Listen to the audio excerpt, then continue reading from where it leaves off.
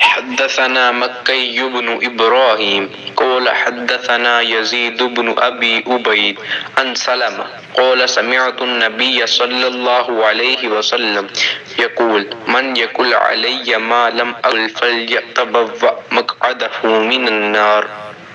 میرا پیمبر عظیم تر ہے،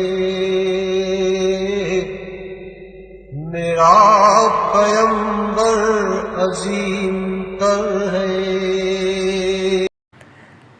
میں نے نبی صلی اللہ علیہ وآلہ وسلم کو یہ فرماتے ہوئے سنا کہ جو شخص میرے نام سے وہ بات بیان کرے جو میں نے نہیں کہی تو وہ اپنا ٹھکانہ جہنم میں بنا لے۔ صحیح بخاری حدیث 109۔